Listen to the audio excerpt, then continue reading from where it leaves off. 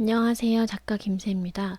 제가 요즘에 되게 좋아하는 프로그램 중에 달라졌어요라는 프로그램이 있어요. 거기에 이제 여러 부부들이 나오는데 부부들이 되게 많이 다투고 싸우고 막 정말 남처럼 으르렁 거리고 그런 모습들을 보는데 그걸 보고 이 부부의 어린 시절로 돌아가서 그림을 그리거나 상담을 하면서 어린 시절에 자기가 어땠는지를 체크를 해봐요. 근데 되게 많은 분들이 엄마나 아빠, 부모님들이 이분들을 자식으로 생각을 안 하고 부부처럼 생각을 하는 거예요. 그래서 전에 나왔던 한 따님은 40이 넘었는데 엄마가 너무 막 간섭을 하는 거예요. 40이 넘었는데. 근데 어, 아빠랑 되게 사이가 안 좋아서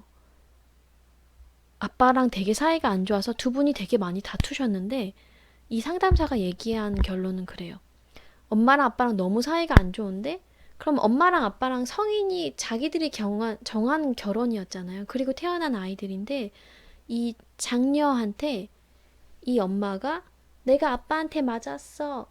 나는 피해자야 라고 하면서 엄마 아빠의 자리에서 이 아이들을 돌봐줘야 되는데 나는 피해자야 하면서 이 자식의 자리로 왔다는 거죠. 그래서 자식인데 자기 장녀를 정서적 남편으로 생각하면서 계속 기대는 거예요. 그래서 내가 너 때문에 맞았는데도 견디고 살았다.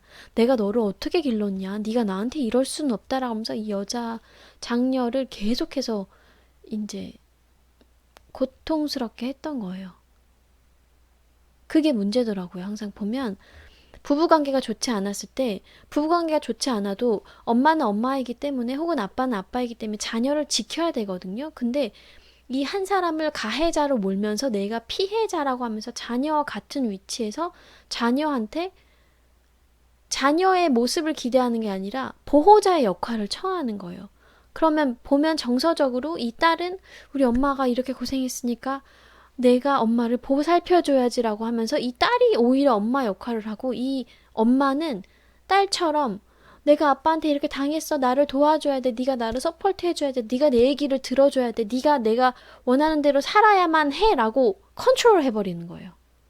그런 경우에 이 딸의 삶이 완전히 붕괴가 돼요. 그래서 나왔던 딸들이 다 남편하고 사이도 너무 안 좋고 막 이런데 그게 잘 심리적으로 살펴보면 그 부모 관계, 특히 엄마가 그렇게 딸을 막 완전 컨트롤한 거예요. 근데 다 논리는 똑같아. 니네 아빠가 나를 이렇게 괴롭혔으니까 나 이거 피해자다. 라고 하는데 물론 표면상으로는 맞지만 그 상담사분이 지적한 건 그거예요. 그건 당신의 선택이었다.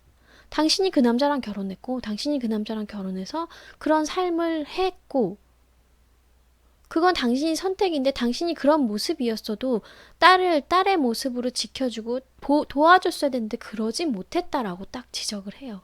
당신이 잘못한 거라고. 이제 딸을 놔줘야 된다고. 그리고 딸한테도 이제 심리극 같은 거에서 이제 떠나보내게 해요. 근데 어저께 본 이제 부부도 그런 부부였는데 엄마에 대해서 떠나보내는 말을 할 때 이렇게 얘기를 하더라고요. 막 엄마가 막 매달려요. 그 연극을 하시는 분들이 심리치료 연극을 하시는 분들이 엄마 역할 하면서 내가 너만 보고 살았는데 뭐 너가 나한테 어떻게 이럴 수가 있냐 막 이러면서 매달리거든요. 그러면 이렇게 몽둥이 같은 걸로 그 엄마와 가지고 있는 선이 있어요. 선을 막 때리게 해요. 딸한테. 그러면서 이렇게 외치라고 하는데 이걸 보면서 저도 막 엄청 눈물을 흘렸거든요. 뭐라고 얘기를 하냐면 엄마는 엄마 인생 살아. 엄마는 이제 엄마 자리에서 나를 지켜줘. 엄마니까. 이렇게 계속해서 반복해서 얘기를 합니다. 그래서 제가 이거를 적어놨어요. 여러분하고 나누고 싶어서.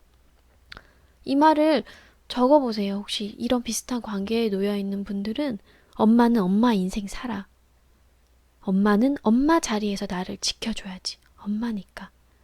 이제껏 나를 그렇게 지켜주지 못했잖아? 엄마임에도 불구하고 엄마 자리가 아닌 마치 내가 엄마의 부모인 것처럼 그렇게 나한테 기대고 그렇게 해서 나한테 무언가를 계속 가져갔잖아. 아니, 이제는 나는 내 인생 살을 거야. 이제 엄마는 엄마 인생 살아. 이런 말해서 미안하지만 엄마의 선택이었어. 엄마가 그렇게 된 거는 엄마가 그 남자랑 결혼하게 된 거는 그리고 자식들을 낳아서 기른 건 다 엄마의 선택이었어. 그리고 나는 엄마 자식이지 엄마의 정신적 엄마나 아빠 혹은 남편이 아니야. 나는 내 삶이 있어. 엄마는 엄마 인생 살아. 엄마는 엄마 자리에서 날 지켜줘. 엄마니까. 그러면서 엄마와 연결됐던 그 선을 막 때리는 거야. 때리고 난 다음에 그리고 남편한테 가요. 남편한테 갔을 때 남편이 이렇게 보듬어주면서 토닥여주고 그런 경우에 이제 부부가 거의 대부분 관계를 회복하더라고요. 그래서 이게 너무 명언이어서 네, 명언이어서 적어놨어요. 엄마는 엄마 인생 살아.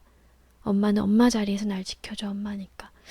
어머니가 돌아가시거나 혹은 뭐 여러 가지 이유로 함께 할 수 없는 분들이라도 상상 속에서 엄마의 모습을 떠올리고 그 엄마가 나를 막 너무 붙잡고 내 삶을 살지 못하게 하고 집착하고 내가 성인이 됐음에도 불구하고 내 삶에 너무나 막 지대한 영향을 끼치려고 할 때 딱 자르세요.